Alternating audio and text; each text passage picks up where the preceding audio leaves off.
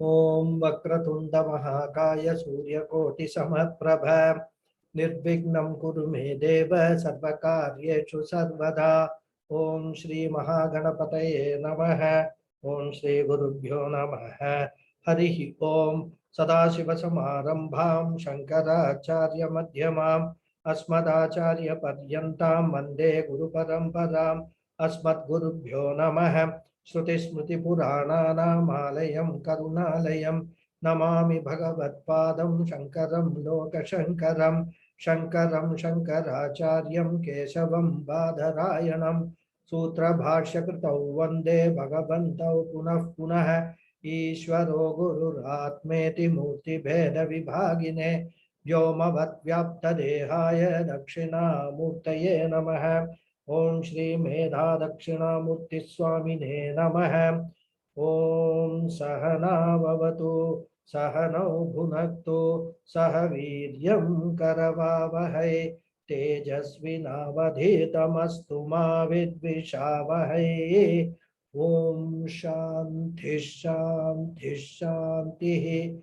Harihi Om Shri Gurubhyo Namaha Harihi Om Om Pathaya Pratibodhitam Bhagavata Narayanena Swayam Vyasena Gratitam Purana Munina Madhye Mahabharatam Advaitamrita Varshinim Bhagavatim Ashtadashadhyayinim Ambatvam Anusandhadami Bhagavad Gite Bhavatveshinim Yam Brahma Varunendra Rudra Marutaha Stunvanti Divyaistavaihi Vedai Sankapadakramopanisadaihi Gayanti Yam Samadaha Dhyanavastita Dadgatena Manasa Pashyanti Yam Yoginaha Yasyantanna Vidhusura Suraganaha Devaya Tasmai Namaha.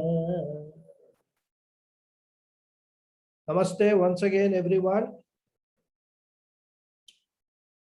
So, in the last class, we saw this 35th shloka. Etan nahantu michami gnatopi madhusudhana api trailokya rajyasya hetu kim numahi krite. So, totally overpowered by Shoka. After Raga, now Arjuna is overpowered by Shoka, sorrow, deep sorrow. And he has gone to the extent of telling Krishna, hey Madhusudhana, killer of Madhu, Rakshasa, look at my situation. It was okay for you, you killed a Rakshasa, but I am here going to kill my relatives. And all these people having given up all their wealth and all, they have assembled here to get killed by me. And I have no intention of killing my relatives, even if they would kill me. Gnatopi, even if they kill me, I have no intention of killing them. Even Trilokyasya Rajasya Heto Api, even if all the kingdoms in the three worlds are given to me, I am not going to kill them. So why should we fight this war? He is asking, Kim nu mahi krite, he asked. Why should I fight this war? This is the what I said, the height of Shoka. He is completely, as they call it in English, lost it kind of a thing. His rational thinking is gone. The whole purpose of coming to the battlefield was to fight the war, and now he is talking, why should I fight the war? And then continues. Now the Shoka will slowly get converted into moha, delusion, confusion. He will start justifying all adharma as dharma and all dharma as adharma. This is what Arjuna is now going to do. And we can draw parallels from our own life experiences for this, all the stages that Arjuna is going through. Maybe as I said, that in the case of Arjuna, Vyasacharya has said, in a very broad canvas, a little bit of exaggeration will be there, which is necessary for all storytelling. But in our own case, we can easily relate to these kind of situations, especially people who have totally attached, and then who then, because of a loss of that attachment, the object of attachment or the person of attachment, they will go into deep sorrow, and which will lead them to talk in a totally confused manner. So Arjuna's confused talk starts now. In the 36th shloka, he says, Nihatya dhatra rashtrannah ka priti sya janardhana papamevashraye dasman hatvaita natatainah. That's what he says. I'll give you the Admaya. Nihatya dartra rashtran naha ka priti. Naha ka priti syat janardhana. He is asking, right? Nihatya dartra rashtran naha ka priti janardhana. Priti syat janardhana. Papam eva ashrayet asman hatva etan atatayinah. See, confusion galore. So, he Janardana, Nihatya Darta Rashtan Ka Priti Hisyat Hatva Etan Atatayinah Papam Eva Ashrayet Asma. He Janardana, O Krishna, Nihatya, by killing Darta Rashtran, these sons of Dhritarashtra, Ka Pritihi, what happiness? Nahasyat. What happiness can belong to us, can come to us? Hatva, by killing, etan atatayinah, these criminals, papam eva, papa alone, ashrayet asman, will come to us. See, on the one hand, he says that I am going to kill these criminals, atatayinah. But he says, by killing them, Papa will come to me. See the confusion, total confusion. How can you get Papa by killing criminals? As a Kshatriya, it is your duty to kill the criminals. So he recognizes them on the one hand as Atatayinah. And then on the other hand, he is asking, is saying that by killing them, I will get Papa. Okay. So, by killing these sons of Dhritarashtra, what happiness can belong to us? He says, by killing these criminals, Papa alone will accrue to us. This is the confused statement he makes.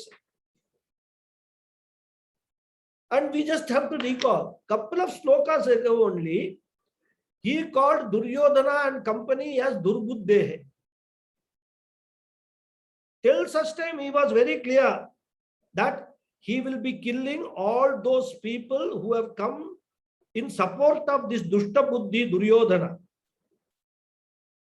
Now, he has totally forgotten all that. Now he is asking, what are we going to get by killing these people? And he addresses Krishna as Janardhana. Very, very apt address. That's a beauty of Vyasacharya. By the name of Krishna, it's a lot of things we can gather from that, what Arjuna wants to say. And Janardhana is a very significant name for Bhagawad. In fact, it comes in Vishnu Sahasranamam also. Okay. There, Adi Shankara explains this name Janardhana as Janan Durjanan Ardayati Hinasti Iti Va Janardhana. That is the explanation Adi Shankara gives in Vishnu Sahasranam. So Janardhana means Dushta Janan Ardhayati, the one who destroys the Dushta Jana. He is Janardhana. So Arjuna is pointing out again to Krishna. Earlier he said Madhusudana, now he is saying Janardhana. He says, "Hey Krishna, you do not have any problem because you only have killed Dushta Janas. But here I have to kill my relatives. Your job is easier, but my job is very, very difficult. These are all my own people, Swajanam. So until now, Arjuna's problem, as I said, was only grief, sorrow, shoka. Now the moha is now slowly taking over. He is now getting confused between Dushtajana, relatives, and all those things, is that what divides all these things, that Viveka is being lost by Arjuna. So from this verse onwards, which is from the 36th verse, right? Because 25th to 28 to 35 was Shoka, Arjuna's Shoka. Then from 36 to the end of this chapter, it is all Moha, Arjuna speaking rather, deluded Arjuna speaking rather. Okay. Wrong judgment, misconception, dharma, adharma, aviveka. All these are all symptoms of samsara. Justify what is wrong as right. Okay. So here the problem of delusion starts. And what do we mean by delusion? Delusion is a state when the thinking becomes totally confused and irrational. And one of the outcomes of this delusion is what? As I said, seeing what is dharma as adharma and what is adharma as dharma. This is the indication or symptoms of delusion. And it is what here Arjuna started seeing adharma as dharma. And objectively seeing what is dharma. For a Kshatriya, punishing whoever is committing a crime or committing adharma is his Kshatriya's dharma. He is the protector of this entire kingdom, rather, Kshatriya. Not only the king, even Kshatriya soldiers and all who join the army. Their job is to protect the kingdom, and whoever is doing adharma, to punish them. Just like a judge in our courts and all, police force. Their job is to catch hold of the people who are doing wrong, things against the constitution, things against the law, and punish them. So for that dharma, himsa becomes a dharma actually. They have to catch hold of them punishment, and punishment involves himsa. So himsa is a dharma for a Kshatriya, whereas for a Brahmana, himsa is adharma. In fact, for all others, himsa is adharma, except for Kshatriya, for whom himsa is a dharma. That is why I said dharma is not a very, it's not a concept which is cast in stone. There are samanya dharmas, but there are vishesha dharmas, which goes along with varna and ashrama, including stages in life, like even roles that we play in life, father, pitru dharma, matru dharma, putra dharma, also so many special dharmas are there, vishesha dharmas are there. And when a Kshatriya does his dharma, he is not going to get papam. On the contrary, he is going to get punyam rather. Because that is his purpose of being a Kshatriya, born as a Kshatriya. And therefore, Mahabharata war, which was a war which was fought for the re-establishment of Dharma, by winning that war, by killing all the people who have indulged in adharmic activities, Arjuna is going to get only punya. And Krishna himself will point out this to Arjuna in the second chapter. After Arjuna has poured out everything, Krishna will start talking to Arjuna. When we will come to second chapter, we will see. He is going to tell Arjuna, you are getting this rare opportunity, Arjuna. Don't forget this, right? Only very rare people get this opportunity. He says, Yadrichaya chopapannam swargadwaram apavritam Sukhina Kshatriya Partha Labante Yuddham Idrisham. Arjuna, this is a very rare opportunity you have got in the form of this Mahabharata war, where you can defend the dharma, which is your paramount duty. And in fact, this war opens up the Swarga Dwaram, the doors of Swarga for you. Therefore, it is a Punya Karma, Arjuna. You are confused thinking it is a Papa Karma. Then Krishna goes on to say, Ata chetvam dharmyam sangramam na karishyasi tata swadharmam kirtincha hitva papam avapsyasi. He says, on the contrary, if you do not fight this war, this dharmyam sangramam, this dharmic war, then you will certainly incur papa for neglecting your duties, and thus you will even lose your reputation as a fighter, as a warrior. Therefore, for Arjuna as a Kshatriya, fighting the war for upholding dharma was his duty rather, and it will give him punya karma. And running away from the battlefield, kim nu mahi krite, why should I fight, will actually a papa karma. And this is the objective fact Krishna is going to present to Arjuna in the second chapter. But now Arjuna has lost sight of that dharma, viveka. And he starts seeing this yuddham as papam and running away from the yuddham as punyam.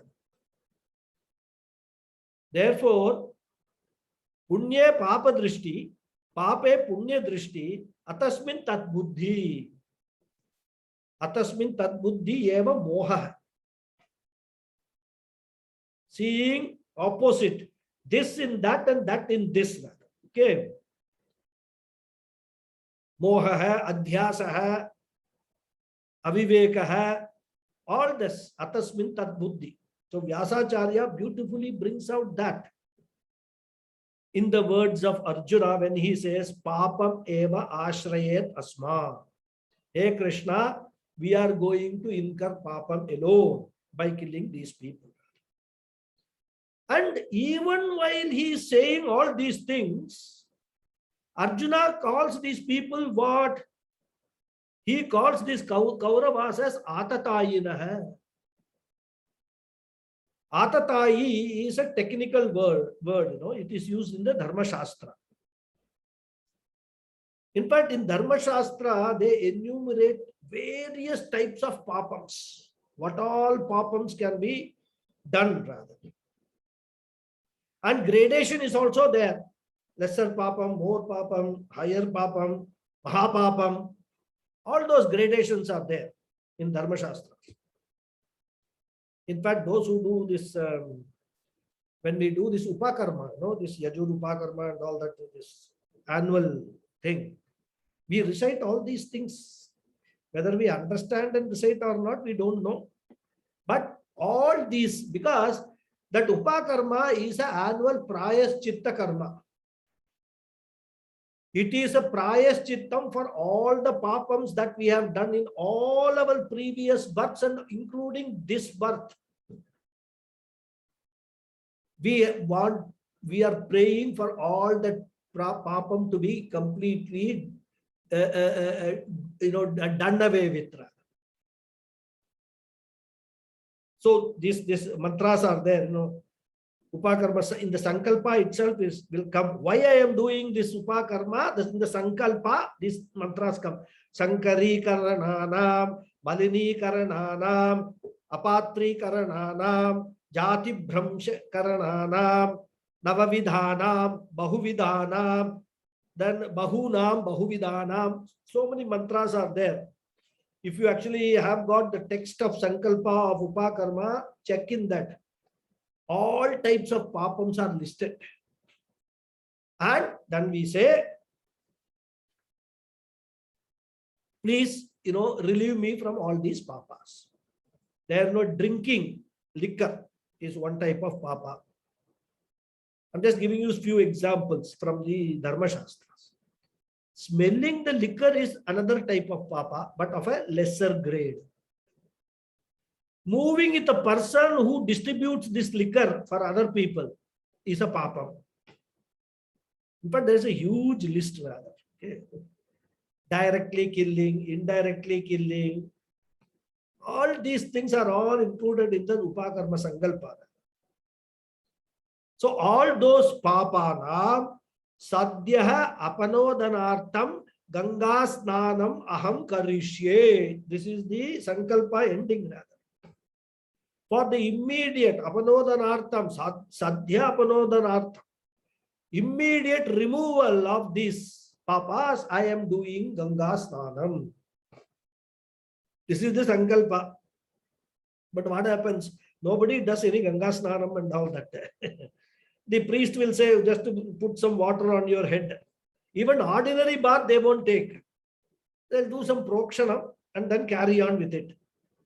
So thinking that all papas done till today is over, from tomorrow I can start fresh set of papas. And come next to Upakarma, I will do the same thing and get rid of all the papas. No real intention of doing anything properly with understanding. That is what we have all, our entire generation has come to rather. Okay. Anyhow. So all these things, let us say, get back to Bhagavad Gita. So as I was saying, the Dharma Shastras, they enumerate, there's a huge list of all the papam are given there. And there they talk about these atatayins. The shloka in the Dharma Shastra says, Agnido Garadaschaiva Shastrapanir Danapaha Kshetradharapaharicha Shadete Atatayinaha. 6 types of crimes if a person commits. One or more of them, not necessarily all of them, one or more of them, of these 6 types of crimes, he is called an atatayin. What are they? First is Agnidaha, burning down somebody else's house or property. Agnidaha. Garadaha, poisoning someone. Shastrapani, killing another person who is unarmed. Killing another person with a weapon who does not have a weapon to defend himself, who is unarmed. Dhanapaha, stealing or robbing the wealth of another person. Kshetrapahari, Kshetra apahari, illegally occupying the land of somebody else. Like we have got a lot of encroachments. Bombay is full of encroachment only. Then Dharapahari, taking the wife of another person, kidnapping. Whoever does even any of those, one or more of these criminal acts is a atatai. Now, in some classes ago, I remember somebody asked a question. Ravana was such a great, soul. He was a learned person and all that kind of a thing. He must have earned a lot of punya because of that. Now, why did Rama kill him? This is the answer for that. By doing anything, if you indulge in even one of these 6 acts, you are an atatayin. And how the atatayin is to be dealt with, especially by a Kshatriya, the Dharma Shastras also prescribe the punishment. Manusmriti says, Gurum va balavruddhau va Brahmanam va bahushrutam atatayina mayantam hanya deva avicharayan. This is Manusmriti. What does it say? Whether he is a guru or he is a child, Gurum va bala vriddha va, or he is an old man. Bahushrutam, highly learned Brahmana. Atataira Mayantam. If he has committed any one of these 6 crimes, then he should be killed abhicharayan, without any hesitation, without thinking twice. Therefore, capital punishment is the only punishment which is prescribed in the Dharma Shastras for an Atatai. And Arjuna is recognizing that all these people are Atatayins. Why? Because Duryodhana and company have actually committed at least 5 of these crimes. First of all, what is that? Agnidaha. They burnt that, that wax house where these, in fact, these people were made to stay there, and the house was burnt. Agnidaha he has done. It was only, because of some fortunate luck on the part of Pandavas that Vidura actually told them, this is what is going to happen, you better escape. So they had made one escape route also for them, so they escaped out of that. But from Duryodhana's point of view, that act was committed. Then Garada, he had tried to poison Bhima when he was a child. Right? Then Danapaha and Kshetrapaha, he had robbed the Pandavas of all their wealth, and including he had, by using all sorts of illegal means and immoral means, taken over the kingdom of Hastinapur, totally occupied the kingdom rather, and would not give them even a small village for the 5 people to stay rather, small piece of land. It tells Krishna, I will not give them even the land equivalent to the tip of a needle. This is what Duryodhana says, after having taken encroached upon the entire kingdom. Then Darapaha. I don't know how many of you know this story, even though Duryodhana was not directly involved, but Jayadratha had kidnapped Draupadi. I won't go into the story, but there is a story in Mahabharata, Jayadratha. And Jayadratha was fighting on Duryodhana's side. So all these people are all Atatayins. They have committed all 6 crimes. So, and so they were not one crime Atatai, they were all multiple crimes Atatayins. In fact, Swami Paramatmananda says that in today's times, if you list these things, their names will be in Guinness Book of Records rather, of having committed the maximum number of types of these papas, Atatayin papas. Anyhow. So Arjuna correctly refers to them as Atatai. That definition of Atatai, the word which he uses, fits into the Dharma Shastra definition.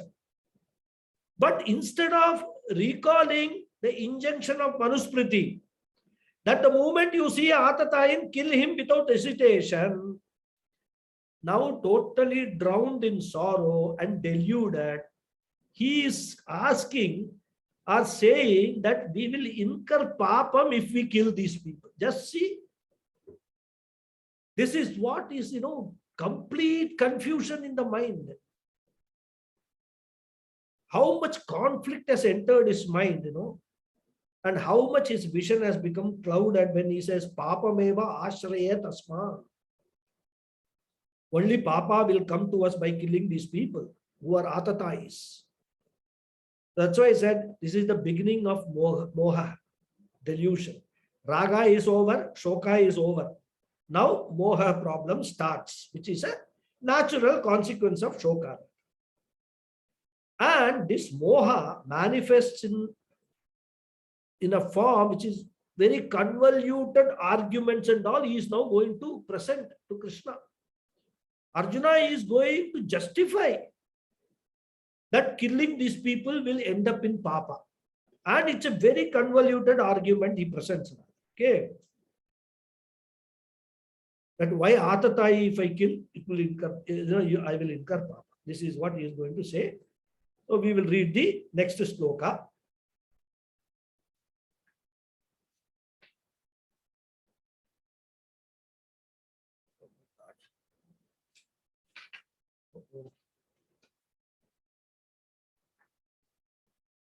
I have committed one small mistake, which is that I have not got the notes for the next sloka, but doesn't matter.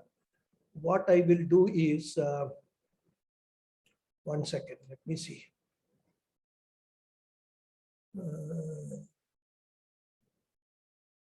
Sorry.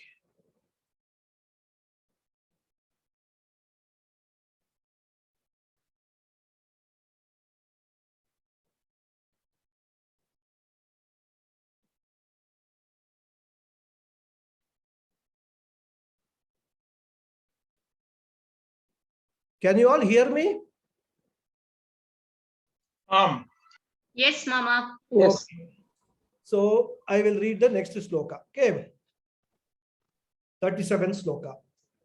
Tasmanarha vayam hantum dartra rashtran swabandhavan swajanam hi katham hatva sukinasyama madhava.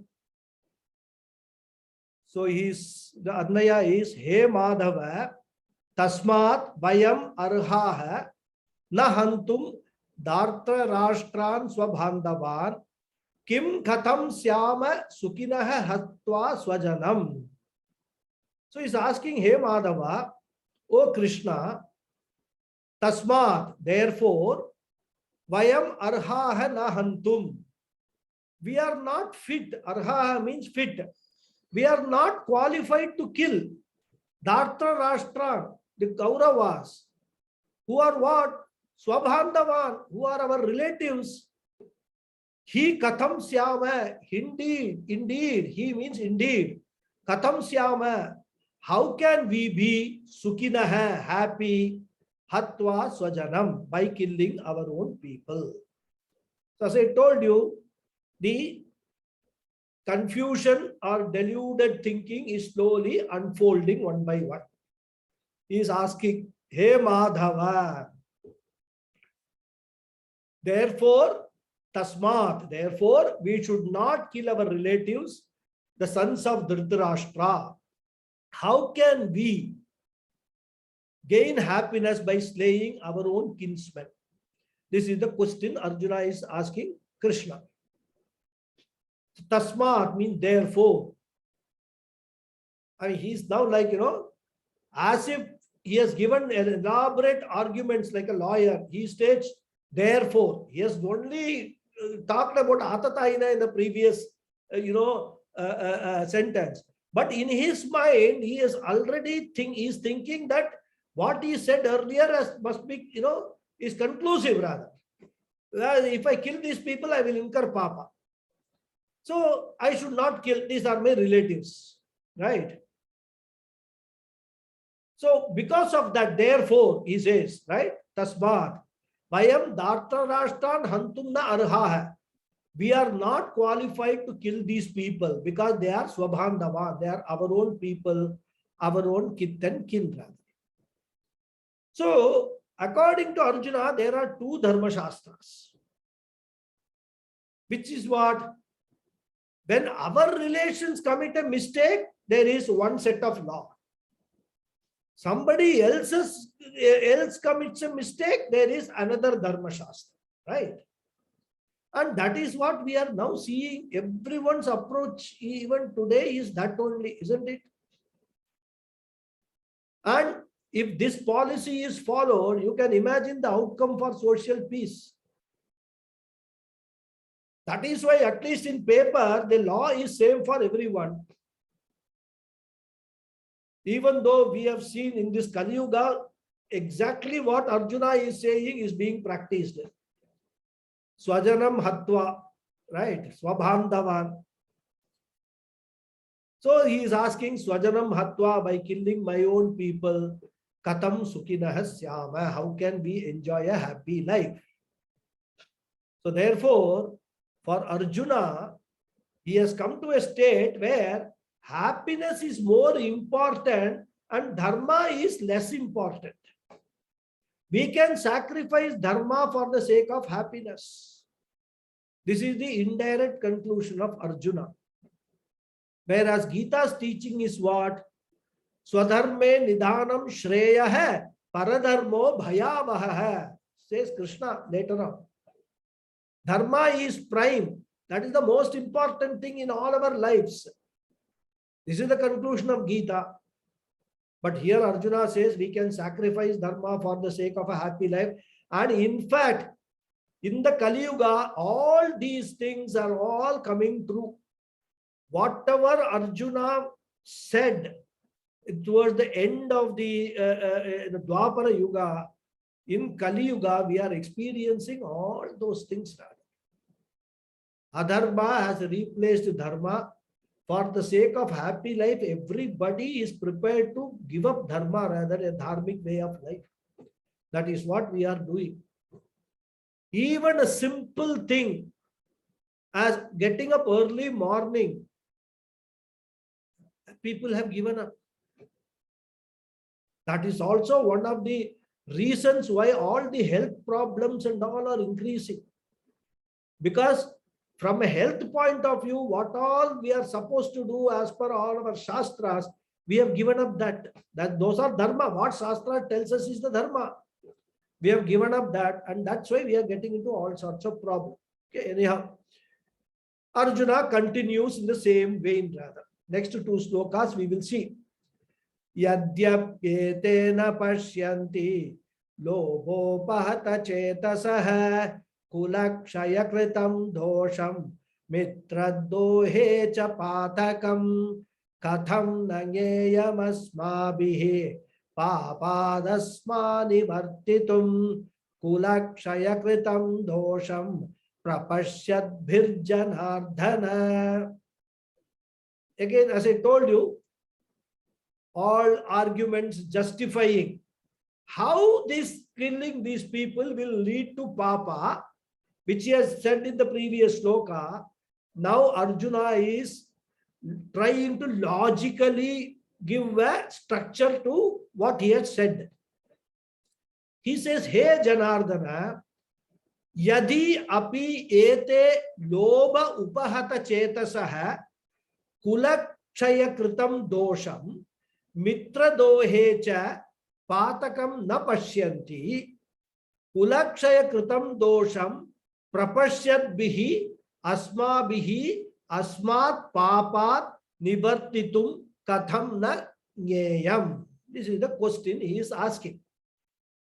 What is saying? Hey Janardana, oh Krishna, yadi api, even though ete, these loba upahata chetasaha, people whose intellect are overpowered by greed.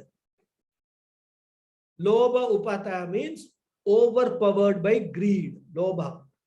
Kulakshaya kritam, caused by the destruction of families. Dosham, defect, or you can say papa. Mitra drohecha, and in the betrayal of one's friends. Patakam, patakam you can say as papa or sin. Na pashyanti, do not see.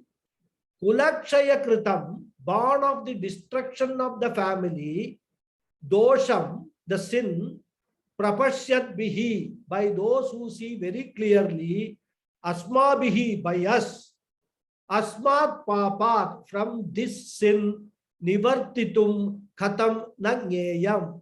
How can we not know to withdraw from committing this sin? That means we must withdraw from this sin. Right? So he says, O Janardana, among those people whose minds are destroyed by greed, they do not see the defect in the destruction of one's family and the sins of betraying one's friends. How can it not be known to us who know that the sin is born of destruction of the family to withdraw from this sin? So as I said, these slokas highlight the extent of confusion in Arjuna's mind. We can understand Arjuna's confusion. But the irony is, Arjuna himself thinks that he has got a very clear vision now only. And that earlier he was confused, but now he is now totally clear.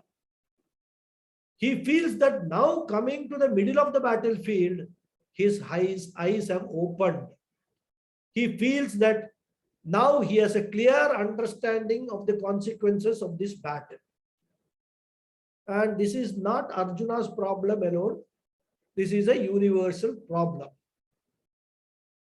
Because even when we make a wrong judgment emotionally, we will always think that the whole world is confused and we are the only clear-sighted person, isn't it? And this is the power of the mind. When the mind is deluded or confused, it becomes so powerful that it starts clouding the intellect. It doesn't allow the intellect to process the information properly. And then what happens when the mind starts clouding the intellect, instead of fighting the mind, this emotional mind, it joins the mind. And similarly, we have seen that when the mind has got certain addictions or weaknesses, if that addiction or weakness is feeble, the intellect can fight that and get over that addiction. But if that addiction has become so intense, what will the intellect do? As they say, if you can't fight them, join them. So instead of fighting it, the intellect will begin to justify the mental weakness. And if it is informed in the scriptures that this is not correct, such an intellect will start even quoting the scriptures, which we call, devil quoting the scriptures. In fact, the beauty of our scriptures is that we can quote scriptural statements for almost every one of our weaknesses. And Swami Paramatmananda brings out this very nicely in his talks. Like, somebody who was indulging in drinking or smoking, he was seen quoting Bhajagovindam of Shankaracharya. Yoga rato va, bhoga rato va, sanga rato va, sanga vihinaha, yasya brahmani ramate chittam, nandati, nandati, nandati eva. What does this sloka say? Yoga rato va, bhoga rato va. Whether he is a yogi or whether you are a bhogi, what is important is where your mind is happily engaged. Yasya brahmani ramate chittam. A lazy person who does not want to get up and go to a temple, he will always argue, why should I go to the temple when the Lord is all pervading? In fact, in Nana Nani, one person who claiming himself to be a rationalist asked me this question. And since it was one of my early days of teaching, I thought that he was asking this question in all seriousness. And I started giving an explanation as to why we should go to the temple. Whatever I was saying, he went on refuting it. Eventually, it almost led to a situation of an argument. Then I suddenly realized that this fellow is actually not interested in learning, but he is only interested in proving me wrong. Then I just told him finally, okay, fine. You don't go to the temple. That is fine. You are right. You have understood this very nicely and all that. You don't go to the temple. That's how I escaped from that scenario. So such persons are there. If you tell them that God is everywhere, the immediate question will be, if God is everywhere, why I should go to the temple? And then if they have learned a little more, they will say, the Upanishads say that the Lord resides in my heart itself. So why should I go? And if they are more learned, They will quote from Shivananda Lahari one quote, Guhayam gehe va bahirapi vane vadrishikare jale va vannau va vasatu vasate kim vada phalam sadayasyavantakkaranamapi shambho tava pade stitam chetadyogo sau sacha paramayogi sacha sukhi. This they will quote from Shivananda Lahari. They will say a very convenient quotation where Shankaracharya says, it does not matter where you are, whether you live in the caves or in the mountains or living inside a house, or you stay in an open space or in the midst of a forest or on top of a mountain or in the waters or inside the fire. Vasatu vasatehe, do as you please, living in such diverse places. And he says, what matters is where your mind dwells. So, O Shambho, if one's mind is set permanently at your lotus feet, that alone is yoga. He alone is a Parama Yogi. He alone is the enjoyer of all Sukham, which is moksha. So, this they will learn. Then they will forget the last part. They will forget the part of Stitam Chit Yoge Sau Sacha Parama Yogi Sach Sukhe. Sorry. Shambho Tavapade Stitam Chet Ya Yogo Sau Sacha Parama Yogi Sacha Sukhi. This they will forget and they will start Guhayam Gehe Va Bahirapi Vane Vadrishikare, etc. So wherever you live, whatever gives you happiness, then you are a yogi. So they will argue, drinking gives me happiness, so I will drink. Smoking gives me happiness, I will smoke. So, and there are other people who will say, I will not go to the temple and all, but I have got Bhagawad in my mind always. There are another set of people. I always think of Bhagawad. We can't verify it. So why get up early? Why go to the temple and all? This is an example which we can experience when the intellect can actually join the emotional mind and justify everything and fool us. Likewise, Arjuna here is being fooled by his own intellect. And therefore, he now starts talking of evils of war. As if Krishna doesn't know the evils of war, it is for Arjuna to point out what are the evil consequences of any war.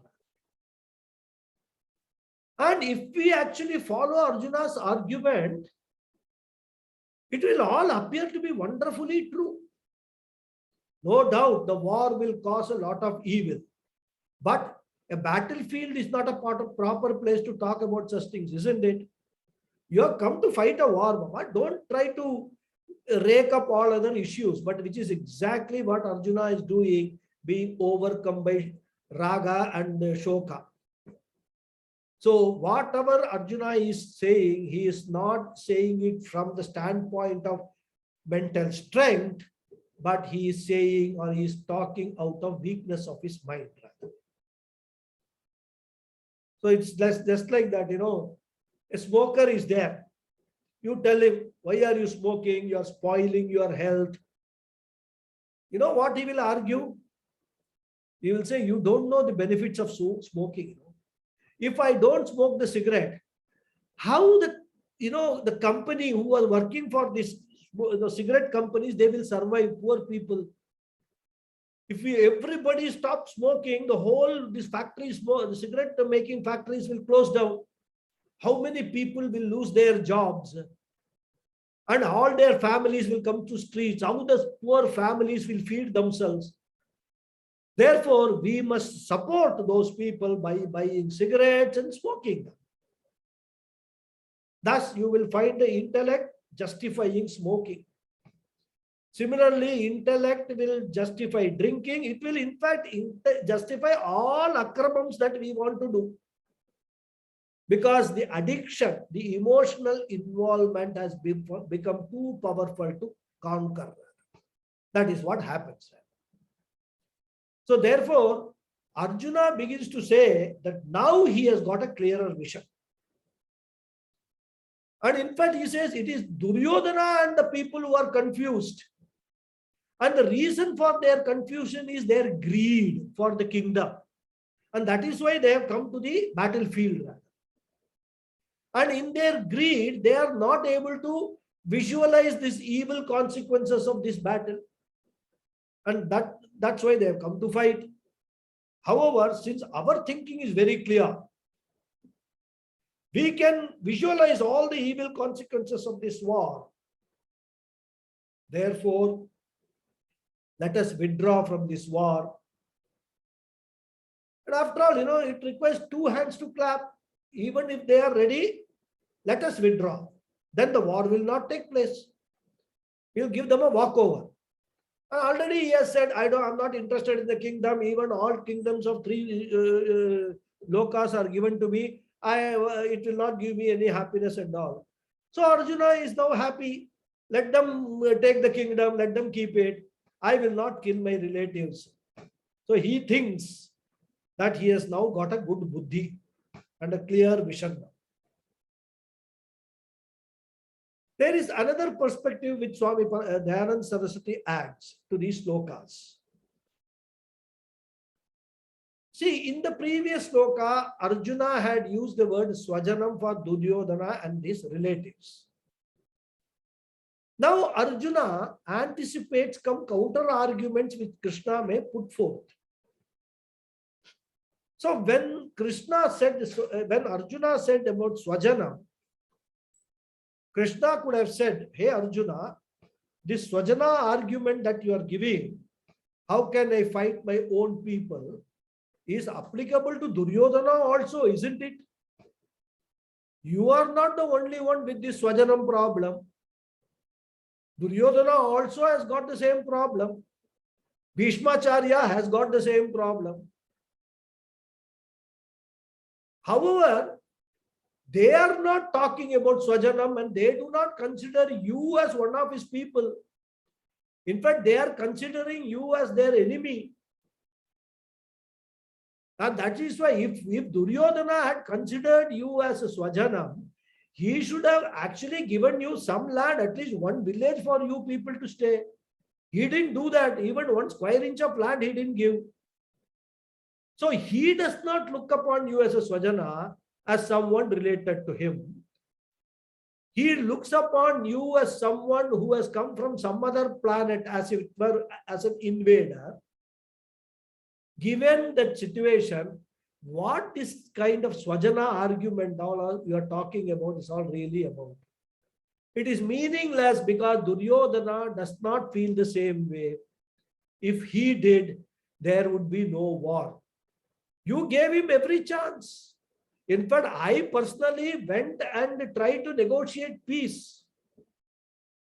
You Pandavas, you were ready to accept even a small village, and he was not ready to give one. So what kind of Swajanam you are talking about? He doesn't consider you as Swajanam. So why you should consider him as Swajanam? This could be a counter argument which Krishna could give, which Arjuna actually visualizes, or he expects, anticipates.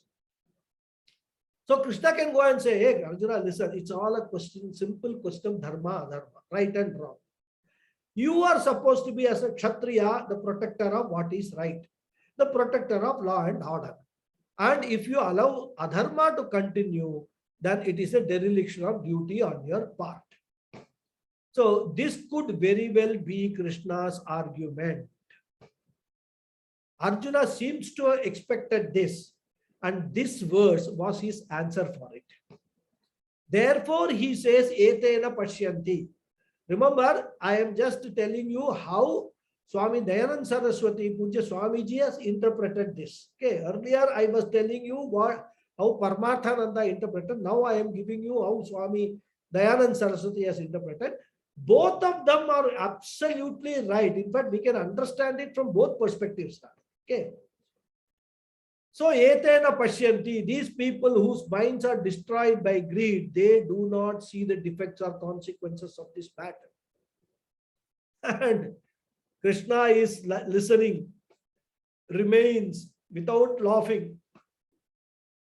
Poor Krishna, just imagine, he thought that Arjuna was a very great warrior and this war is to, Dharma Samsthavan Artaya, he is going to fight. And he would fight this war with the sole purpose of vanquishing all the adharmis and establish Dharma. Now he finds himself with a problematic Arjuna who is talking about everything except fighting. But being omniscient, Krishna, he may be probably smiling within himself rather. Because he knows what is going to come. He also knows that, this is all being Arjuna. What is happening is this deluded Arjuna is talking. So let me allow him to talk. So according to Arjuna, when he is talking about the greed of Duryodhana and his people, according to Arjuna, Duryodhana was not a bad man. But greed was the problem. Because of greed, his discrimination, his commitment to right and wrong was lost. So he was therefore unable to see the great destruction that would be wrought by this war. And what type of a crime it would be to destroy one's own family.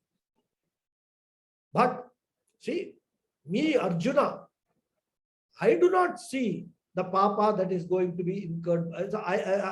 I see the papa which is going to be incurred by us. So recognizing this, now that my vision is very, very clear, how can we not turn away from this great sin? This is what Arjuna wants to know. How would they possibly consider this particular situation as anything other than one that they should withdraw from? So his argument is, earlier also he said, why should I fight? Now he is going one step ahead. We should actually withdraw from this war. And Krishna all along is pretending as though Arjuna is right. And as I said, he knows Arjuna is emotional. Thoughts and words are flooding from him. And Arjuna is in no emotional position to listen to any reason at this stage. Therefore, Krishna does not utter a single word. In fact, till the end of this chapter, Krishna allows Arjuna to continue whatever he wants to say. And probably in his delusion and his emotional state of mind, Arjuna perhaps also thinks that even Krishna is failing to understand the evil consequences of this war. And that is why he is silent. And that is why he continues with his diatribe, his intellectual, right?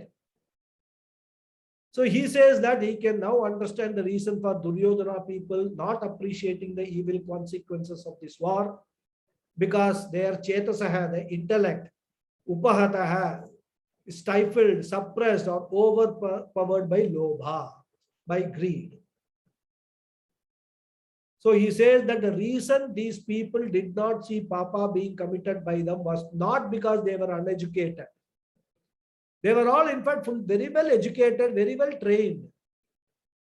However, education is not required to differentiate from right from wrong, isn't it? Even uneducated people know the difference. And the people Arjuna was referring to have all been very well brought up. In fact, they were all princes and all. They were not raised in some criminal colonies and all that, What is the word in the US for such places? I remember there is a ghettos, isn't it? Am I right? Anybody from US is there? I think Padmaji is not there today, otherwise she would have told me. I think ghettos is what there. Okay. Criminal colonies. So there's a ghetto mentality. Ghetto mentality, yeah, criminal mentality. So these people as children, they had lived in palaces with tutors and all. Yet they did not see, because they were possessed by greed. Duryodhana and all as such very nice people only. And this is how we also argue, we also justify these kind of things many times. So Arjuna says their faculty of discrimination, their minds have been robbed away by greed. This is what is the conclusion. More we will see in the next class. Okay. Let me get back. So I will say the prayers, and if there are any questions, we can answer. Om Purnamadav Purnamidham Purnat Purnamudachyate Purnasya Purnamadhaya Purnameva Vasishyate.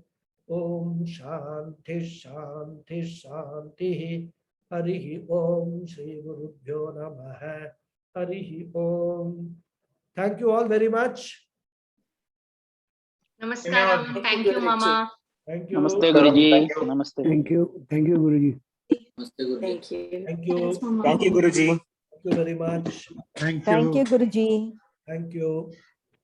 Thank you. Thank you very much. Thank you. Thank you, Mama. Thank you, Guruji. Thank you very much. Thank you very much. Guruji, I have a question. Yes, please. The Dharma Shastra explains the role of the Atatayin. So what does it say about the victims of the Atatayinaha who are doing the injustice? See, victims of Atatayin. Okay. The Dharma Shastra says that a Kshatriya's duty is to protect the victims by destroying the Atatayins. It does not go to say what should be done to the victim. The victims have to be protected. And how can you protect?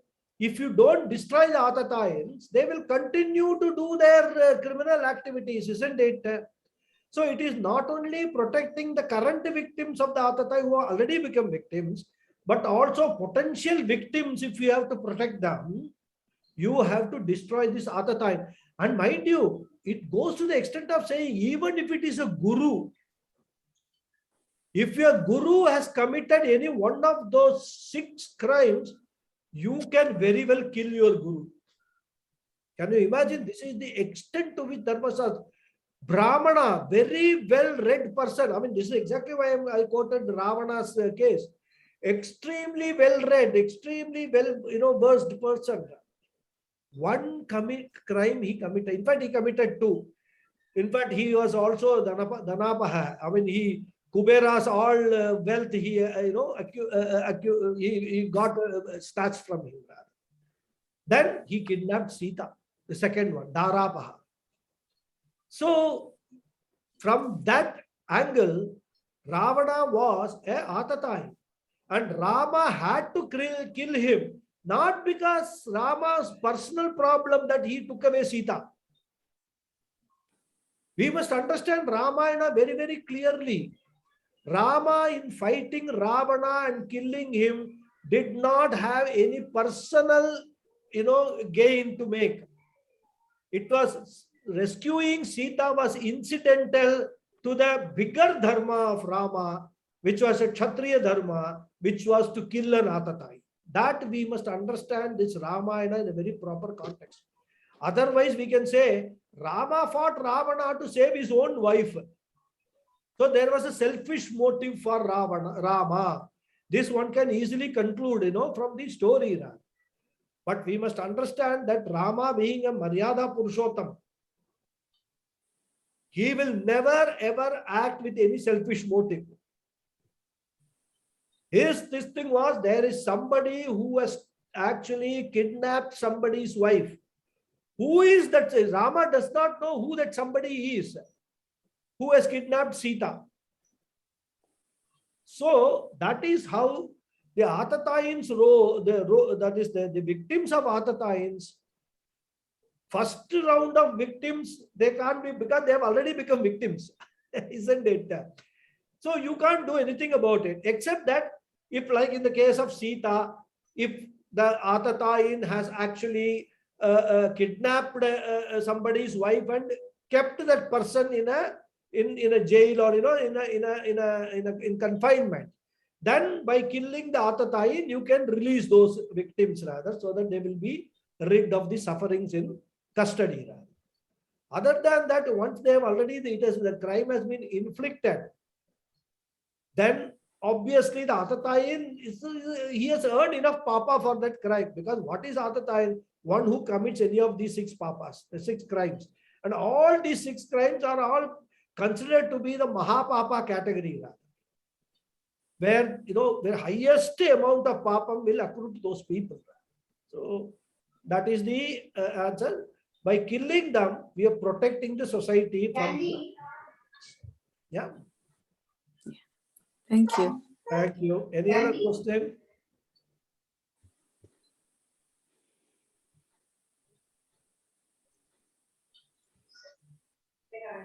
Any more? No more questions? No more questions means we can close the session.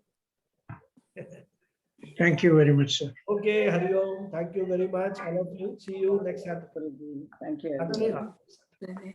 Hari Om. Thank you.